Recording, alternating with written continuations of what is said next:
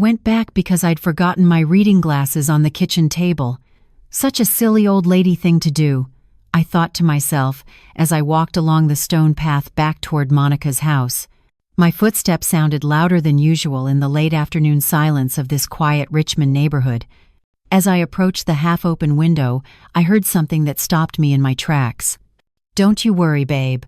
Your mother's house will be ours soon."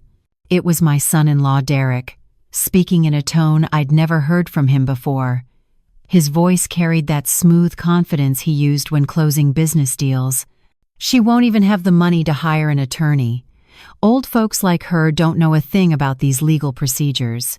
My heart started beating so fast I was afraid they might hear it from inside the house. I stood motionless, pressed against the warm brick wall, my hand clutching my purse so tightly my knuckles went white. "I've already checked everything, Mom." That was my daughter Monica's voice, and it sounded cold, calculated, nothing like the warm tone she used when speaking to me.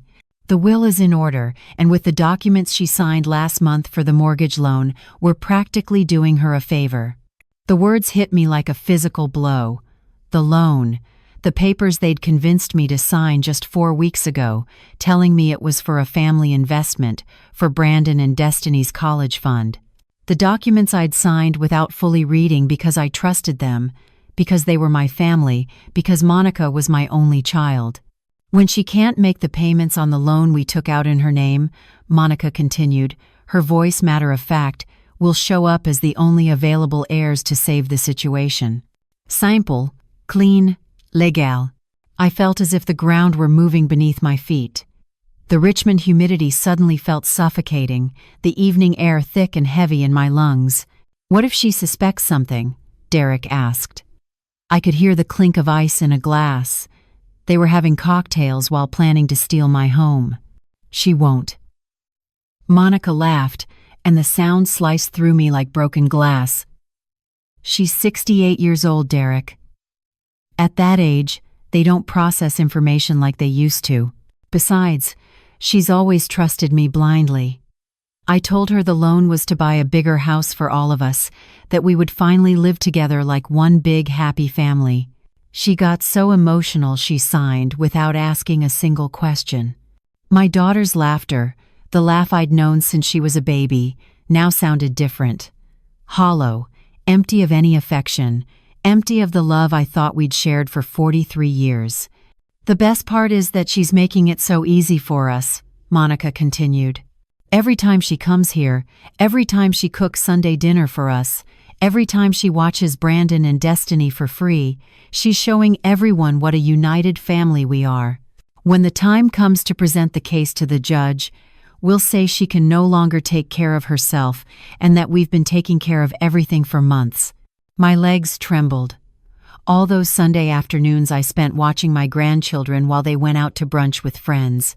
All those dinners I cooked in this very kitchen because I thought I was helping them, showing my love, being the grandmother and mother they needed. All those times I cleaned their house, did their laundry, organized their closets, because I thought that's what family did for each other. The attorney assured me that in cases like these, where there's evidence of mental deterioration in elderly people, the process is pretty straightforward, Derek said, and I could hear the satisfaction in his voice, especially when direct family members showed genuine concern for the senior's well-being. Mental deterioration. The words echoed in my head like a cruel joke. Me, Viola Harrington, who still read 2 books a week, who completed the New York Times crossword puzzle every Sunday without help, who had managed my own finances since William passed away 9 years ago, never missing a single bill payment, who had turned a modest secretary's salary and my late husband's small pension into a fully paid-off house and a comfortable retirement. They thought I was losing my mind. They were counting on it. "How long do you figure the whole process will take?" Monica asked. According to the attorney, somewhere between 6 and 8 months. By then, she'll have already defaulted on the loan payments. "We'll buy the house for a fraction of its true value at the foreclosure auction, and we'll be the legal owners. Clean, legal, and completely above board on paper." "Perfect," Monica said. And in the meantime, we keep up the loving family act. Sunday dinners, birthday celebrations, the whole show. Your mother is so predictable, Derek added. She's so desperate to feel needed, to feel like she's part of our lives. It's actually kind of pathetic. The cruelty of that statement, the casual dismissal of everything I'd sacrificed for them, hit me harder than anything else. I closed my eyes and took a deep breath. The cool evening air filled my lungs, and with it came a clarity I hadn't felt in years.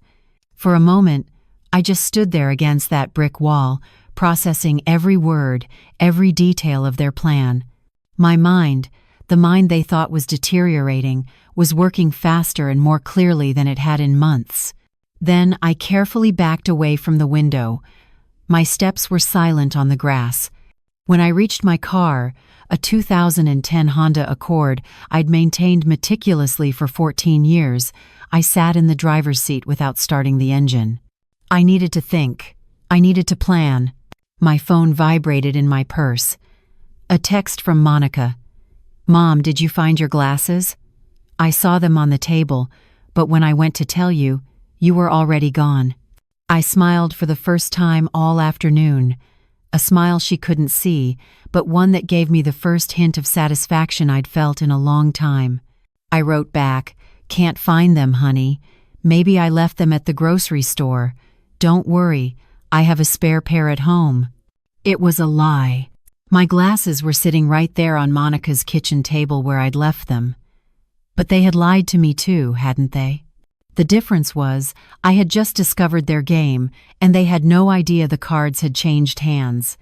I started the car and drove slowly through the tree-lined streets of Richmond's West End, toward my house in the North Side neighborhood, the same house they believed would soon be theirs. The same house William and I had bought in 1980, when we were young and full of dreams. For the first time in months, maybe even years, I felt completely awake, alert, alive. Everyone was going to be surprised by what I did next, especially my darling daughter Monica. That night, I couldn't sleep. I lay awake in my bed, staring at the ceiling of the room I had shared with William for 35 years, remembering how I'd gotten here. Everything seemed so different now, as if I were seeing my life through a foggy glass that had suddenly been wiped clean. I remembered the day we bought this house. It was 1980. I was only 26 years old and had just married William. I worked as a secretary at a construction company downtown, and he was a civil engineer for the city of Richmond. We saved every dollar for 4 years to make the down payment on this small 3-bedroom house in Northside. The mortgage was $185 a month, a fortune for us back then. William used to say this house would be our castle, the place where we'd raise our children and grow old together. He was right about the first part, at least. Monica was born here, in what is now my sewing room. It was a difficult birth, and the doctor told me she would likely be my only child. That made me treasure her even more, maybe too much. Maybe that's where I went wrong. During the first years of our marriage, William and I worked tirelessly. He was at his engineering office managing city infrastructure projects, and I was taking care of the house and raising Monica. When she turned 6, I got a part-time job at a local boutique on Broad Street. We saved every extra dollar religiously. We wanted to give our daughter everything we hadn't had growing up. Monica was a beautiful, smart girl, but she was also demanding. When she wanted something, she would cry until she got it. William used to tell me I was spoiling her, but I couldn't resist those tearful eyes, that trembling lower lip. "She's our only child," I'd say. "She deserves the best." By the time she was 12, Monica had learned to manipulate me perfectly. If she wanted new clothes, she'd tell me all her friends at school had nicer things and that she was embarrassed. If she wanted to go to a party, she'd assure me she'd be the only one not there, that everyone would think she was weird. She always found a way to make me feel guilty if I didn't give her what she wanted. William saw through it, though. "Viola, you're creating a monster," he told me one night after Monica had thrown a tantrum because we wouldn't buy her a $200 dress for homecoming. "That girl needs to learn the value of money, the value of hard work." "You're too hard on her," I defended. "She's just a teenager. She'll grow out of it." But she never did. William passed away when Monica was 25, a massive stroke, while he was reviewing construction plans for a new bridge project. One moment he was fine, laughing at something a colleague said. The next moment he was gone. Overnight, I was left alone with a daughter who was already married to Derek and a house that still had $8,500 left on the mortgage. Those were difficult years. I had to work extra shifts at the boutique to keep up with the mortgage payments. I also took on alterations work at home, sewing late into the night to earn extra money. My fingers would ache from pushing the needle through thick fabrics, but I kept going because I had promised William I would keep our house. Monica had finished college by then. She'd studied business administration at Virginia Commonwealth University, and I'd paid for every penny of it. The tuition was $4,500 a semester, and I'd worked myself to exhaustion to cover it, along with her textbooks, her sorority fees, her apartment near campus. "Mom, when I get my degree and start my career, I'm going to pay you back for everything," Monica used to tell me whenever I looked tired. "This sacrifice will be worth it. Think of the future we're going to have." And I believed her. I worked at the boutique during the day and did alterations at night. My hands became rough from the constant work. My back started hurting from hunching over the sewing machine for hours. But every time I saw Monica in her nice college clothes, surrounded by her well-off friends, I thought it was all worth it. When she graduated, she got a job at a marketing firm downtown. Her starting salary was $2,800 a month, more than I had ever earned in my entire life. "Now things are going to change, Mom," she told me the day she got her first paycheck. "You won't have to work so hard anymore. I'm going to take care of you now." But things didn't change. Monica moved into an expensive apartment in the Fan District, one of the trendy neighborhoods near VCU. She bought new furniture, a new car, expensive clothes. She went out to restaurants I couldn't afford, and took vacations to places I'd only seen in magazines. And when I asked about the money she'd promised to pay back, she'd say, "Mom, I'm establishing myself professionally. I need to look successful to be successful. You understand, right? Besides, you're fine. You have your house." Then she met Derek. He worked in financial services, or so he said. He drove a luxury car, wore expensive suits, and had that smooth way of talking that made everything sound reasonable, even when it wasn't. They got married 3 years after William died.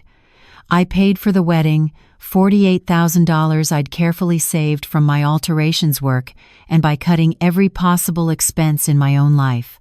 Monica wanted everything perfect: the elegant venue, the expensive flowers, the designer dress. "It's my only wedding, Mom," she'd said. "Don't you want your only daughter to have a beautiful wedding?" And I did. I wanted her to be happy. I wanted her to have the fairy tale I thought she deserved. Derek seemed charming at first. He called me Mrs. Harrington in that respectful way that made me feel valued. He'd bring wine to Sunday dinners and compliment my cooking.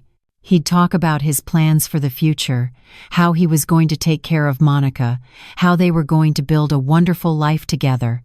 But over the years, I started noticing things. The way he'd talk down to me sometimes, explaining simple concepts as if I were a child. The way he'd exchange glances with Monica when I shared my opinions, as if I'd said something foolish. The way they both seemed impatient when I visited, checking their phones, cutting conversations short. When Brandon and Destiny were born, 2 years apart, I thought things would get better. I thought becoming grandparents would bring us closer, and for a while it seemed like it did. Monica called me more often, asked me to babysit, invited me to family dinners. But now, lying in my bed on this sleepless night, I realized the truth.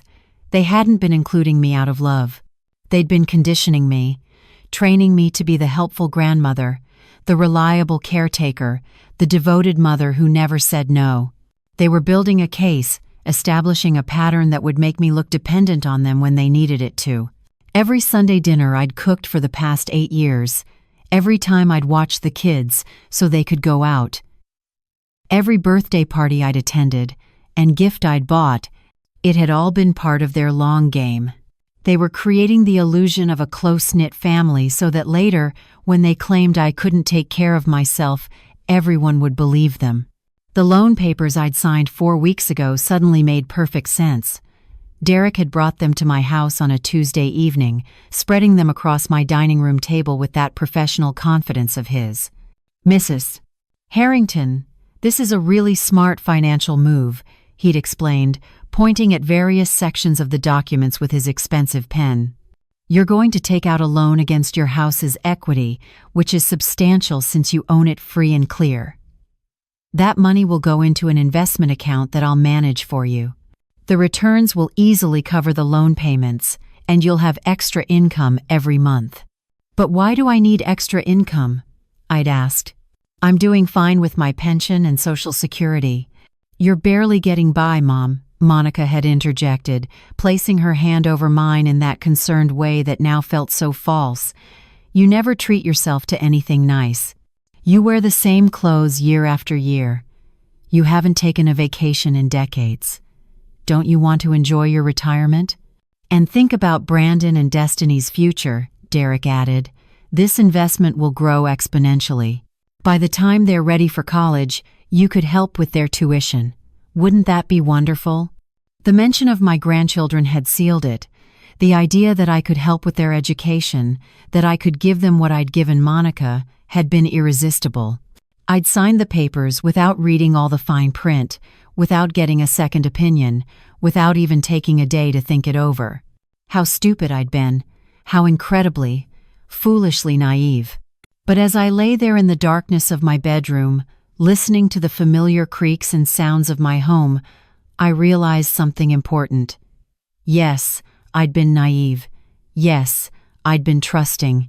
But I wasn't stupid, and I certainly wasn't suffering from mental deterioration.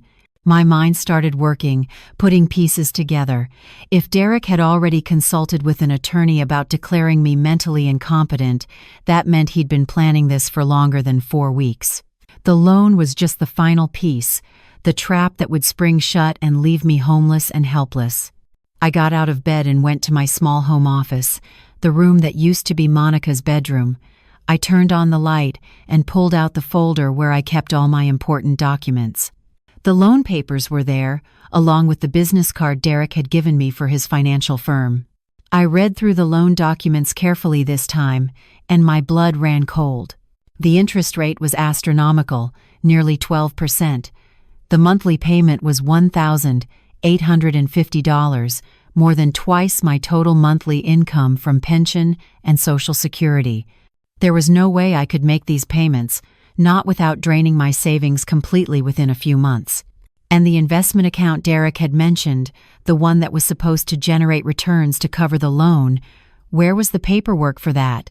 I searched through the folder but found nothing.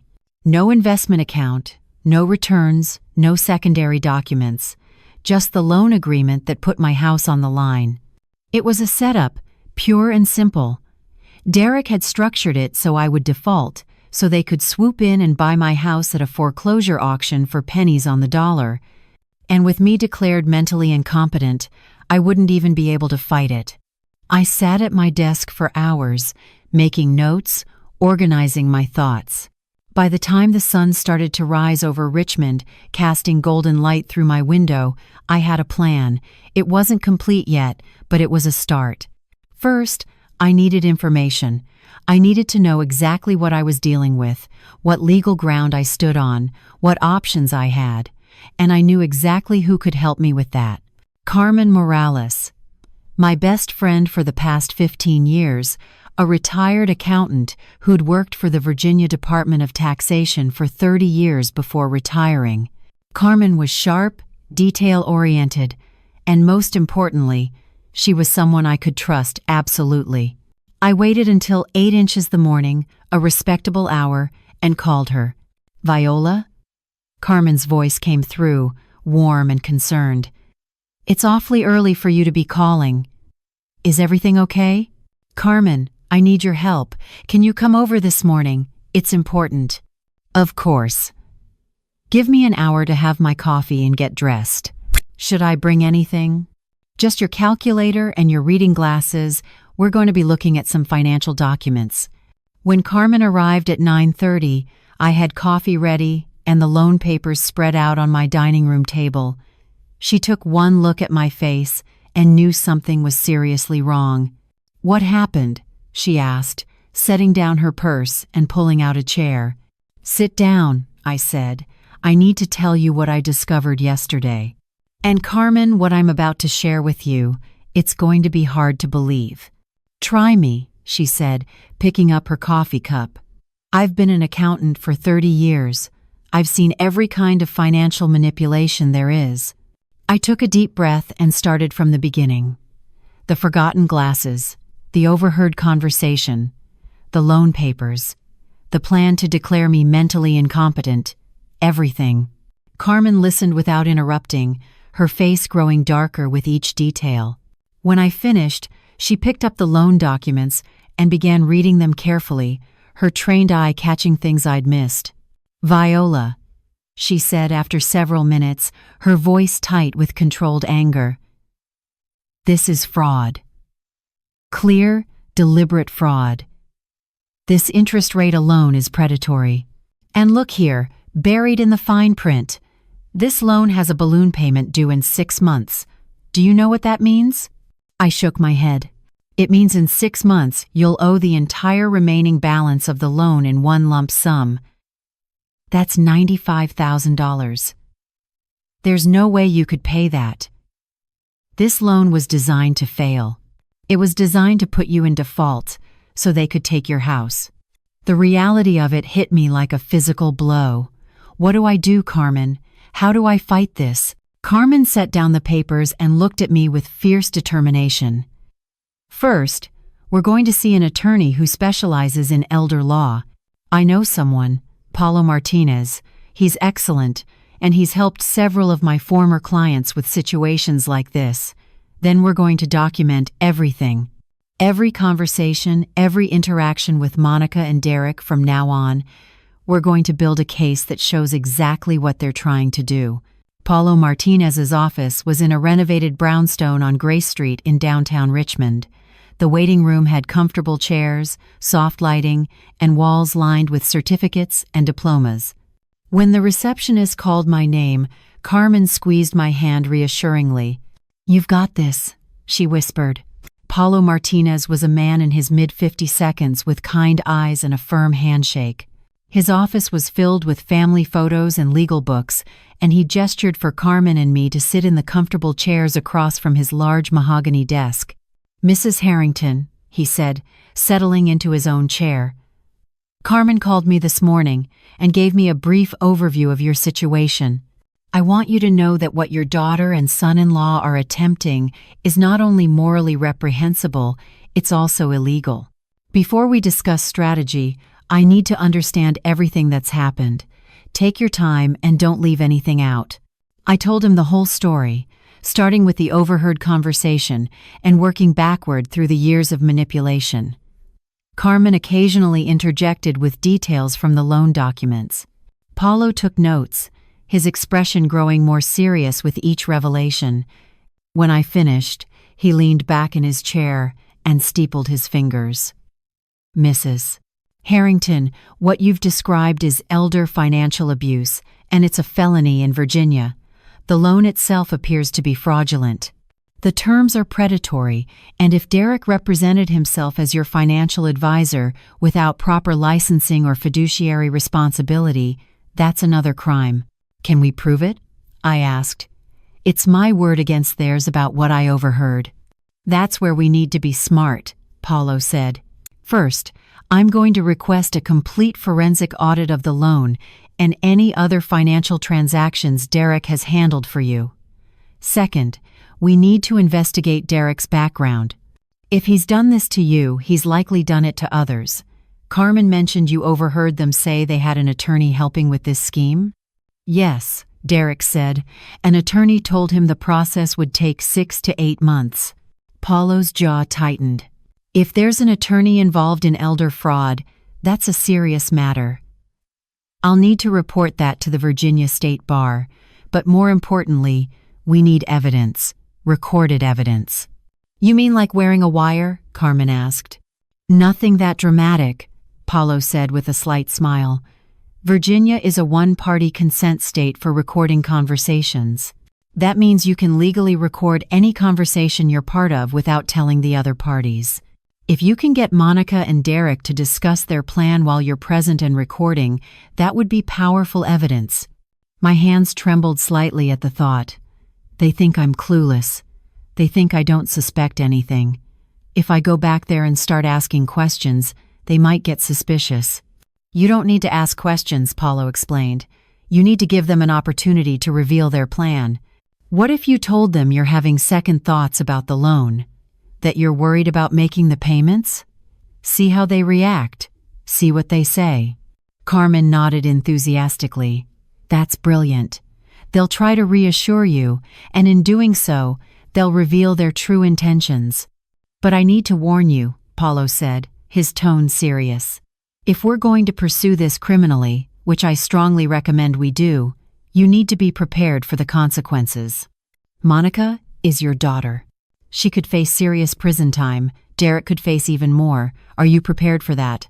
The question hung in the air. Was I prepared to send my only daughter to prison? The daughter I'd raised, sacrificed for, loved unconditionally for 43 years? I thought about the coldness in her voice when she'd called me pathetic. I thought about how she'd planned to steal my home, the home William and I had built together. I thought about how she'd been willing to have me declared mentally incompetent, to strip away my dignity and independence in my final years. Yes, I said firmly, I'm prepared, because if I don't stop them now, they'll do this to someone else, and that person might not be lucky enough to overhear the conversation like I did. Paulo nodded approvingly. Then here's what we're going to do. I'm going to file a motion to freeze the loan immediately, citing suspicious circumstances. That will buy us time. Meanwhile, I'm going to have an investigator look into Derek's business practices and financial history. And you, Mrs. Harrington, are going to continue acting like everything is normal. Can you do that? I've been acting my whole life, I said with a bitter smile. Acting like Monica's coldness didn't hurt me. Acting like Derek's condescension didn't bother me. I can act a little longer. Good. I'm also going to contact Detective Rodriguez at the Richmond Police Department. He specializes in financial crimes against the elderly. He'll want to meet with you. Over the next week, I followed Paulo's instructions to the letter. I went about my normal routine. I went to the grocery store, attended my book club, worked in my garden, and I waited for the right moment. That moment came the following Sunday when Monica called to invite me to dinner. Mom, why don't you come over tonight? I'm making pot roast, your favorite, and the kids would love to see you. My heart ached at the manipulation, even in this simple invitation. She knew pot roast was my favorite. She knew mentioning the grandchildren would make it impossible for me to say no. That sounds lovely, sweetheart, I said, my voice warm and unsuspecting. What time should I come? 6 o'clock. And Mom, bring your appetite. I'm making enough for an army. I hung up and immediately called Paulo. It's happening. Sunday dinner at 6. Should I wear the recording device? Yes. Come by my office at 3. Detective Rodriguez will be here to set you up and brief you on what to say. Detective Rodriguez was a tall man in his early 42s with sharp eyes that seemed to take in everything at once. When I arrived at Paulo's office that Sunday afternoon, he was waiting with a small recording device no bigger than a USB drive. Mrs. Harrington, he said, shaking my hand firmly, I've been reviewing your case, and I want you to know we take elder financial abuse very seriously in Richmond. What your daughter and son-in-law are doing, it's not just wrong, it's criminal. He showed me the recording device. This clips right onto your bra strap, hidden under your blouse. It'll record everything within a 15-foot radius for up to 6 hours. The audio quality is excellent. My hands shook as I attached the device. What if they find it? What if I say something wrong and they realize I know? You won't, Paulo assured me. Just be yourself. Be the concerned mother who's worried about money. That's all you need to be. Detective Rodriguez leaned forward. Mrs. Harrington, I need you to understand something. The conversation you overheard gives us probable cause to investigate, but it's not enough to prosecute. We need them to admit their plan on tape, in their own words. Can you get them to talk about the loan, about what happens if you can't make the payments? I'll try, I whispered. Carmen, who'd been sitting quietly in the corner, stood up and came to me. Viola, you're the strongest woman I know. You raised a daughter alone after William died. You paid off this house through sheer determination. You can do this. At 5:45, I pulled up to Monica and Derek's house in the West End, a beautiful 2-story colonial they'd bought 3 years ago. The house I'd helped them with by giving them $15,000 for the down payment, money I'd saved from my alterations work over years. I could smell the pot roast from the driveway. Monica had actually cooked, which was rare. Usually, she ordered takeout or had meals delivered. The effort she'd put into this dinner told me they were working an angle. Grandma! Brandon and Destiny came running as soon as I walked in. They were 10 and 8 now, beautiful children who had no idea their parents were monsters. My babies, I said, hugging them tight. How's school? Good. Mom says we might move to a bigger house soon, Destiny said excitedly. With a pool. A bigger house. My house. The words nearly made me stumble, but I kept my smile in place. That sounds wonderful, honey. Where did you hear that? Mom and Dad were talking about it last night, Brandon said. They said we'd have more room for sleepovers and everything. Monica appeared from the kitchen, wearing an apron and a bright smile. Mom, you're right on time. Come help me with the salad? In the kitchen she hugged me, and I had to force myself not to pull away. This woman who was plotting to steal everything from me was touching me, pretending to love me. How are you doing, Mom? She asked, her voice dripping with false concern. You look tired. Are you sleeping okay? Actually, I wanted to talk to you about something, I said, watching her expression carefully. I'm a little worried about that loan Derek helped me with. Her smile froze for just a second. Worried? Why? Well, I got the first payment notice in the mail. It's $1,850 a month. That's more than my entire income, Monica. How am I supposed to pay that? Oh, Mom, don't worry about that. She turned back to the salad, her knife moving quickly through the lettuce. Derek said the investment returns would cover it. Didn't he explain that? He did, but I haven't seen any investment statements. I don't even know where my money went. Monica's hand paused for just a moment before continuing. Let me get Derek. He can explain it better than I can. She called Derek in from the living room where he'd been watching football with the kids. He came in with that professional smile, the one that had fooled me for so long. Mrs. Harrington, what's this I hear about you worrying over the loan? I just don't understand how I'm going to make the payments, Derek. The first one is due in 2 weeks. He put his hand on my shoulder in what was supposed to be a reassuring gesture. Here's the thing. Those first few months might be tight, but the investment I put your money in, it's going to mature in about 6 months. When it does, you'll have more than enough to cover everything. 6 months? I felt the recording device against my chest, capturing every word. But what do I do until then? I can't make $1,850 payments on $860 a month income. Derek and Monica exchanged a quick glance. It was Monica who spoke next. Well, Mom, we've been talking about that. What if you came to live with us? You could rent out your house to cover the loan payment. That would solve everything. Rent out my house? I made my voice sound confused, uncertain. But that's my home. William and I bought that house in 1980. I know, Mom, and it's beautiful, Monica said soothingly. But be realistic. It's a 3-bedroom house and you're just one person. You don't need all that space. And honestly, at your age, are you sure you can keep up with the maintenance? At my age? I repeated. I'm 68, not 88. Derek jumped in. Mrs. Harrington, what Monica is trying to say is that we're concerned about you. Living alone in that big house, managing everything yourself. What if something happens? What if you fall? Or forget to pay a bill? I've never forgotten to pay a bill in my life, I said, letting some steel enter my voice. Not yet, Derek said. But these things happen as we get older. My own grandmother started having memory problems at 70. It's nothing to be ashamed of. I don't have memory problems. Of course not, Monica said quickly, putting her arm around me. But why take chances? If you lived here with us, we could watch over you. Make sure you're taking your medications, eating properly, staying safe. The trap was closing. I could hear it in their voices, see it in their eyes. They were laying the groundwork, establishing the narrative of a declining old woman who needed their help.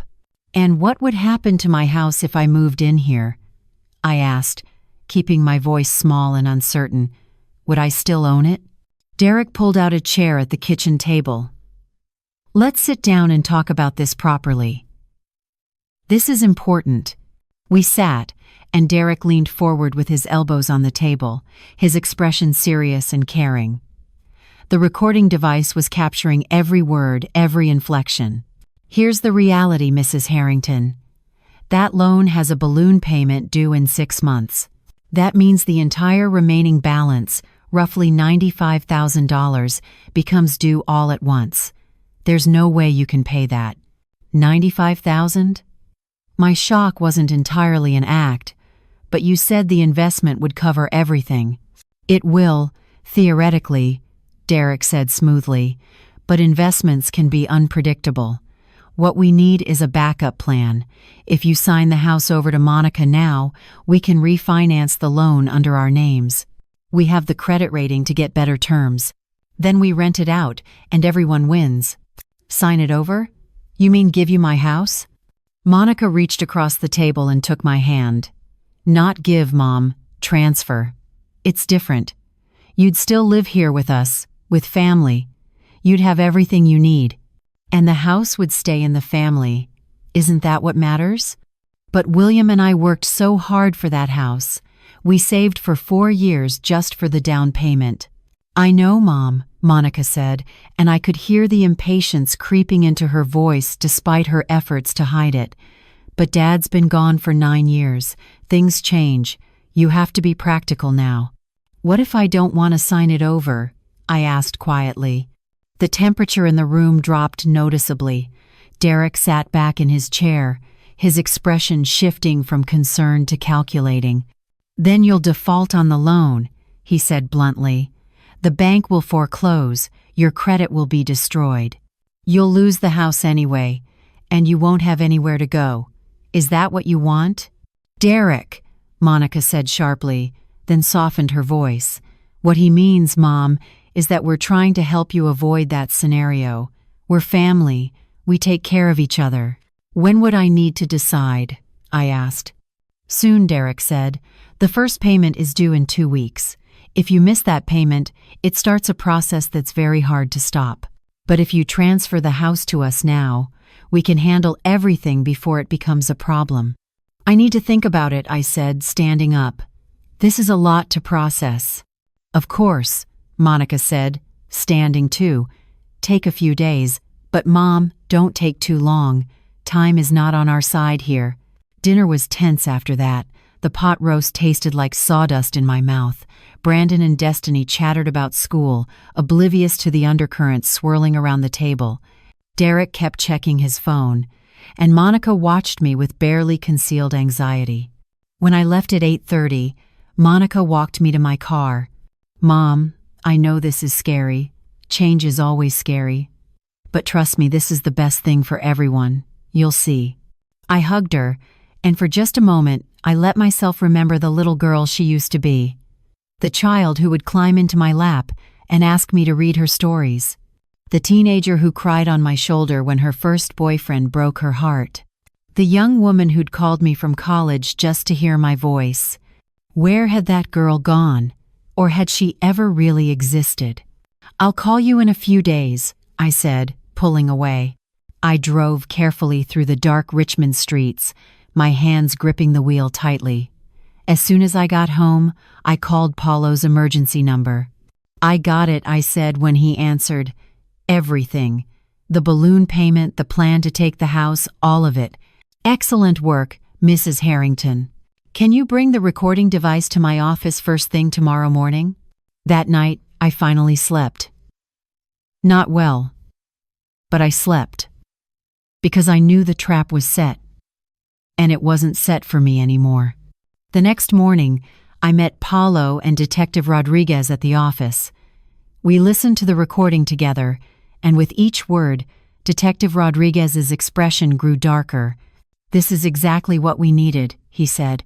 "Clear admission of the fraudulent loan structure, the plan to pressure you into signing over the property, and the threat of foreclosure if you don't comply. Mrs. Harrington, with your permission, I'd like to expand this investigation." "What do you mean?" "I want to look into Derek's other clients, his business history. If he's done this to you, he's done it to others. And I want to know who this attorney is that he's been consulting with." "Do whatever you need to do," I said firmly. Over the next 3 weeks, Detective Rodriguez and his team worked quietly. They discovered that Derek's financial services license had actually been revoked in North Carolina 5 years earlier for fraudulent practices. He'd been operating in Virginia without proper licensing, targeting elderly clients through social connections and church groups. They found 4 other victims, all women over 65, all of whom had lost their homes or were in the process of losing them. One of those victims was Elena Vargas, a 74-year-old widow who had died 6 months earlier in a nursing home, penniless and alone. Elena's sister, Carmen Vargas, wants to testify, Detective Rodriguez told me during one of our meetings. She said Elena spent her last months wondering how she'd been so stupid, blaming herself. Carmen wants justice for her sister. The investigation also revealed something that made my blood run cold. Derek had taken out a $500,000 life insurance policy on me 8 months earlier, listing himself and Monica as beneficiaries. "He forged your signature," Paulo explained, showing me the documents. "This policy was purchased without your knowledge or consent. Combined with everything else, this suggests something even more sinister than financial fraud." "What do you mean?" I asked, though part of me already knew. "They weren't just planning to take your house, Mrs. Harrington. They were planning for you to die." The words hung in the air like poison. They were planning for me to die. Not just to steal my house, but to collect $500,000 from my death. "How?" I whispered. "How were they going to do it?" Detective Rodriguez pulled out another file. We found searches on Derek's computer. How to make a fall look accidental. Medications that can cause heart attacks in elderly people. Ways to induce strokes. "Mrs. Harrington, I believe you discovered their plan just in time." I felt Carmen's hand grip mine. She'd been with me for every meeting, every revelation, and now her face was pale with rage. "That monster," she said. "That absolute monster was going to kill you." "We have enough evidence to arrest them both," Detective Rodriguez said. "Financial fraud, elder abuse, identity theft for the forged insurance policy, and conspiracy. I want to move on this soon, before they suspect anything." "How soon?" I asked. "This week. We'll coordinate with the prosecutor's office. But Mrs. Harrington, I need to prepare you for what's going to happen. When we arrest them, this will become very public. The media will likely cover it. Your grandchildren will find out that their parents are criminals. Are you ready for that?"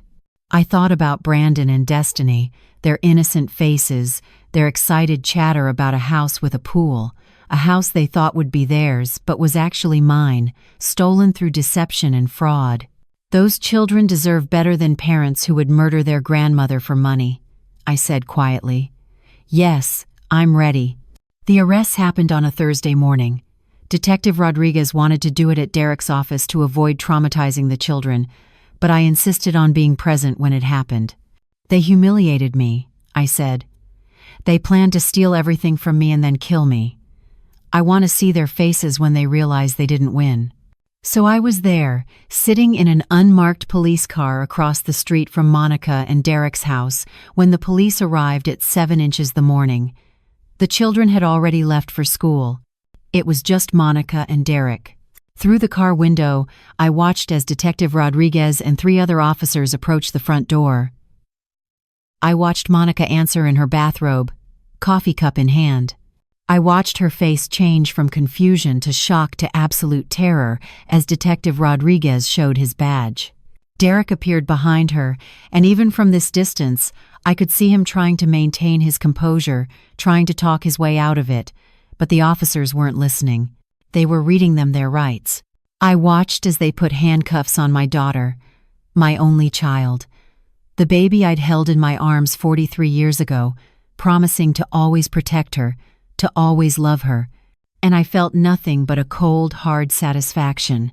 They were led out to separate police cars.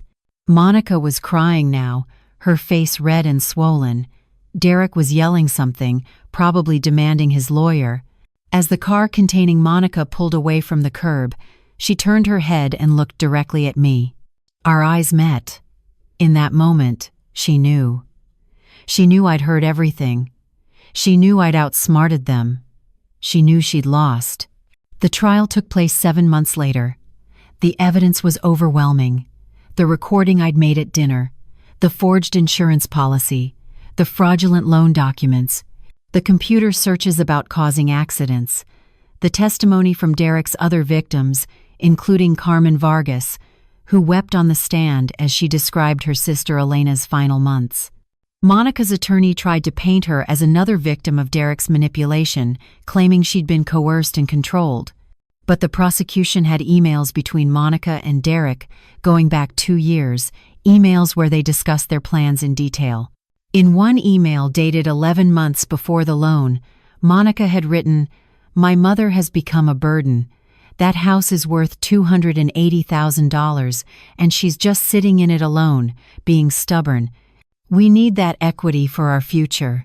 Brandon and Destiny deserve better than this." Derek had replied, "Patience, babe. We'll have it all soon. The old lady won't know what hit her." Reading those words in court, spoken aloud by the prosecutor in front of a jury and a gallery full of spectators, was one of the most painful moments of my life. But it was also liberating. Because everyone could see now. Everyone knew what they truly were.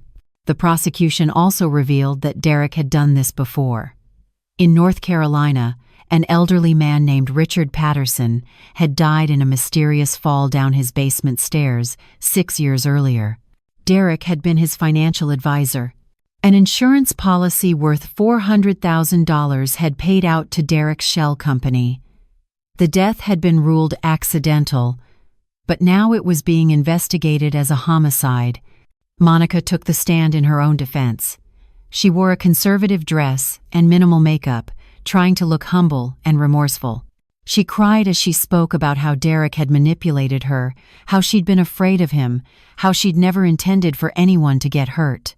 "I love my mother," she said, tears streaming down her face. "I would never hurt her. I was confused, and Derek convinced me this was the right thing to do. I'm so sorry, Mom. I'm so sorry."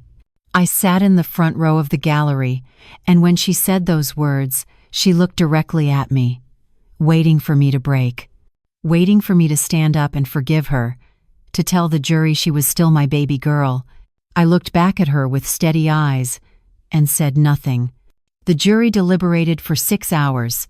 When they returned, the verdict was unanimous.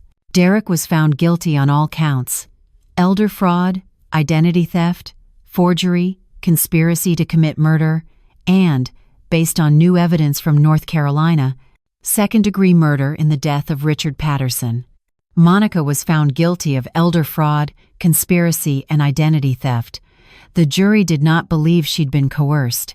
The emails were too clear, too calculating, too cold. The judge, an older woman named Judge Williams, who'd seen countless cases of elder abuse, showed no mercy during sentencing. Judge Williams looked at Derek first, her expression hard as granite. Mr. Derek Thompson, you are a predator who specifically targeted vulnerable elderly people for financial exploitation. You forged documents, manipulated victims, and destroyed lives for personal gain. The evidence suggests you were willing to commit murder to collect insurance money. You represent the worst kind of criminal because you used trust and intimacy as weapons. She paused, letting her words sink in. I hereby sentence you to 18 years in the Virginia Department of Corrections for the crimes committed against Mrs. Viola Harrington. You will also face additional charges in North Carolina for the death of Richard Patterson. Your license to operate in any financial capacity is permanently revoked. You are ordered to pay full restitution to all victims identified in this case. Derek's face remained impassive, but I saw his hands clench on the table in front of him. Then Judge Williams turned to Monica. My daughter stood, her shoulders shaking, tears streaming down her face. Miss Monica Thompson, you have been found guilty of conspiring to defraud your own mother, a woman who sacrificed everything to give you a better life. You forged her signature on insurance documents. You planned to render her homeless and destitute. The emails presented in this trial show a level of cruelty and calculation that is truly disturbing. Judge Williams looked directly at me before continuing. I've presided over many cases of elder abuse, but this one stands out because of the particularly intimate nature of the betrayal. A daughter stealing from her mother. A daughter planning to destroy the woman who gave her life. She turned back to Monica. I sentence you to 10 years in the Virginia Department of Corrections. You will also pay restitution to your mother for all financial damages, emotional distress, and legal fees. Furthermore, upon your release, you will be prohibited from contacting Mrs. Harrington without her explicit written consent. Monica collapsed into her chair, sobbing. She turned to look at me one more time, her face a mask of desperation and regret. Mom, she mouthed silently. Please. I stood up and walked out of the courtroom without looking back. In the hallway, Carmen was waiting with Paulo. She hugged me tightly as the weight of everything finally hit me. I'd won. I'd protected myself. But I'd also lost my daughter. Perhaps forever. You did the right thing, Carmen whispered. You saved yourself, and you saved others from becoming victims. Paulo handed me a folder. The house is fully yours again. The fraudulent loan has been invalidated. The bank has paid a substantial fine for their role in processing the loan without proper verification. You'll receive $85,000 in compensation for damages, legal fees, and emotional distress. Over the following weeks, the media coverage was intense. Richmond news stations ran stories about the West End fraud case. National news picked it up as an example of the growing problem of elder financial abuse. I gave one interview to a local reporter, hoping my story would help others recognize the warning signs. If something feels wrong, trust your instincts, I said into the camera, even if it's your own family, especially if it's your own family. Love doesn't give anyone the right to steal from you or manipulate you. Brandon and Destiny went to live with Derek's sister in Maryland, a woman named Patricia who reached out to me with a heartfelt letter. Mrs. Harrington, I had no idea what my brother was doing. I'm horrified and ashamed. I want you to know that I'm telling the children the truth, age appropriately. They need to understand that what their parents did was wrong. But I'm also telling them about you, about your strength and your courage. If you're willing, I'd like to bring them to visit you someday. I wrote back, thanking her and agreeing to future visits. I also set up an educational trust fund for both children using part of the compensation money. It wasn't their fault their parents were criminals. They deserved a chance at a good education, a good life. Carmen Morales remained my steadfast companion through everything. She helped me transform the pain into purpose. Together, we started volunteering with the Richmond Elder Protection Agency, an organization that helps seniors avoid financial scams and abuse. I began speaking at community centers, churches, and senior centers throughout Richmond, sharing my story. I taught people how to recognize manipulation tactics, how to protect their assets, how to trust their instincts even when family was involved. The hardest person to protect yourself from is someone you love, I'd tell audiences, but your trust is a gift, not an obligation. When someone abuses that trust, you have every right to take it back. At one of these seminars, 5 months after the trial, I met a woman named Gladys Thompson, 72 years old, who approached me during the coffee break. "Mrs. Harrington, I think my son is trying to do something similar to what your daughter did. He's been pressuring me to sign papers I don't understand. He says it's for my own good, but something feels wrong." I sat with Gladys for an hour, reviewing the documents she'd brought. They were nearly identical to the loan papers Derek had given me. I immediately connected her with Paulo Martinez. 2 weeks later, Gladys called to thank me. "You saved my house, my savings, everything." The attorney Paulo recommended found out my son had gambling debts and was planning to use my property as collateral. If I'd signed those papers, I would have lost everything. Stories like Gladys's became my purpose. Every person I helped felt like a small victory against the darkness Monica and Derek had represented. My house, the house William and I bought in 1980, became truly mine again. Not just legally, but emotionally. I renovated it with some of the settlement money, painting the walls in bright new colors, replacing old furniture, planting a beautiful garden in the backyard. I was erasing the taint of their manipulation and reclaiming my space. Carmen and I developed a routine. She came over every Tuesday and we cooked together, trying new recipes and laughing like schoolgirls. On Fridays, we'd go to the farmers market and then have lunch at different restaurants around Richmond, exploring neighborhoods we'd never visited. Paulo Martinez became more than my attorney. He became a genuine friend. He'd stop by occasionally for coffee, and we'd talk about books, politics, life. He helped me understand that being deceived didn't make me weak or foolish. "Viola," he told me one afternoon as we sat on my front porch watching the neighborhood children play, "you were a victim of people who weaponized your love. That's not a weakness. That's proof you have a good heart. Don't let what they did make you cynical." 6 months after the sentencing, I received a letter from Monica. It had been forwarded through Paulo's office, as per the court's requirement that she have no direct contact with me. The letter was 4 pages long, handwritten on prison stationery. In it, Monica claimed she'd been attending therapy, taking responsibility classes, working with a prison counselor to understand her actions. "Mom, I know I don't deserve your forgiveness," the letter read. "I know what I did was unforgivable. But I need you to understand that I've spent every day since the arrest trying to figure out how I became the person who could hurt you like that. The therapist here says I spent so many years feeling entitled to your sacrifices that I stopped seeing you as a person. I stopped seeing you as my mother. I just saw you as an obstacle to what I wanted." She wrote about the other inmates she'd met, women who'd committed similar crimes against their own families. She wrote about a class she was taking on financial literacy and ethics. She wrote about how she'd been reading books I'd recommended to her when she was young, books about strong women and moral courage. "I don't expect you to write back," the letter concluded. "I don't expect you to visit or forgive me. I just wanted you to know that the person who planned to steal from you, that wasn't really me. Or maybe it was, but it's not who I want to be anymore.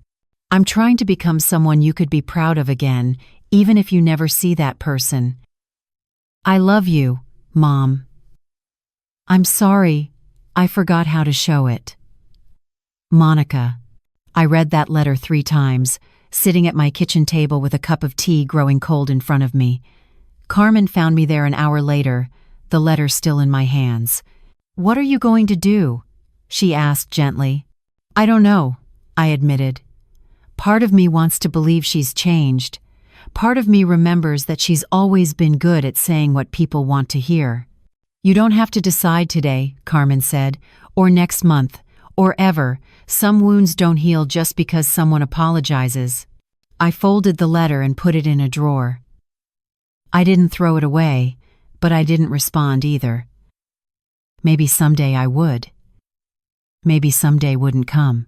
Either way, I had earned the right to decide on my own terms, in my own time. 2 years after the trial, life had settled into a peaceful rhythm. I was 70 years old now, and for the first time in decades, I felt truly free. Free from the burden of trying to earn love from people who saw me as a resource to exploit. Free from the guilt of never being enough. My volunteer work with the Richmond Elder Protection Agency had grown. I'd helped establish a hotline for seniors who suspected financial abuse. I'd trained dozens of volunteers to recognize warning signs. I'd spoken at conferences across Virginia, sharing my story and teaching others how to protect themselves. One afternoon, as I was working in my garden, a car pulled up in front of my house.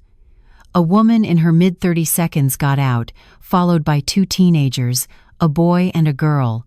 It took me a moment to recognize them. Brandon was 16 now, tall and serious-looking. Destiny was 14, with Monica's eyes but a gentler expression. Derek's sister Patricia walked up my driveway with a nervous smile. "Mrs. Harrington, I hope we're not intruding. The kids have been asking to meet you for months. I thought maybe today would be a good day." I stood up, brushing dirt from my gardening gloves. My heart was pounding. These were my grandchildren, but they were also the children of people who tried to destroy me. "Grandma Viola," Destiny said softly, "Aunt Patricia told us everything about what our parents did. We just wanted to say we're sorry and to thank you for the college fund you set up for us." Brandon stepped forward. "We also wanted you to know that we're not like them. We're not going to be like them. Aunt Patricia is teaching us about integrity and hard work and treating people right." I looked at these 2 young people, seeing glimpses of Monica in their features but hoping desperately they'd inherited something better from somewhere else. "Come inside," I said, pulling off my gloves. "Let me make you some lemonade. We have a lot to talk about." We sat in my living room for 3 hours that afternoon. The children asked questions about their grandfather William, about what Monica had been like as a child, about family history they'd never known. I answered honestly, not hiding the difficult parts but also sharing the good memories, the moments before everything went wrong. "Can we visit again?" Destiny asked as they were leaving. "Not because of the money or anything like that, just because you're our grandmother and we'd like to know you." "I'd like that very much," I said, and I meant it. After they left, I called Carmen. "The grandchildren came by today. And maybe some things can be redeemed after all. Not Monica and Derek, that bridge is burned. But those kids, they deserve a chance to know their family history, the good parts of it at least." 3 years after the arrests, I received word that Derek had been denied parole. He'd tried to claim good behavior, but the judge ruled he still posed a danger to the community. He would serve his full sentence. Monica, on the other hand, had continued with her therapy and rehabilitation programs. She'd earned her GED while in prison and was taking online college courses. According to her counselor's reports that Paulo occasionally shared with me, she'd become a mentor to younger inmates, helping them avoid the mistakes she'd made. I still hadn't responded to her letters. She wrote every few months, never demanding anything, never asking for forgiveness, just updating me on her progress and expressing remorse. The letters sat in that drawer, read but unanswered. This morning, at 72 years old, I sit on my front porch with my coffee, watching the sun rise over Richmond. Brandon starts college next month on a full scholarship to Virginia Tech, studying engineering like his grandfather. Destiny comes by every other weekend to help me in the garden and learn my recipes. Carmen will be here in an hour for our Tuesday cooking session. Paulo is stopping by this afternoon to discuss a new initiative with the Elder Protection Agency. My calendar is full of volunteer commitments, book club meetings, and lunches with friends I've made through my advocacy work. My house, the house William and I bought 44 years ago, is still mine. The mortgage Derek tried to steal it with has been erased from the records as if it never existed. I've updated my will, leaving everything to a trust that will benefit Brandon and Destiny's education and donate the remainder to elder abuse prevention organizations. I think about Monica sometimes, sitting in her prison cell, trying to become someone better. I think about the little girl she used to be before entitlement and greed twisted her into someone I didn't recognize. I don't know if I'll ever forgive her. I don't know if I need to. What I do know is this: I survived. I fought back. I protected not just myself, but countless others who might have become victims.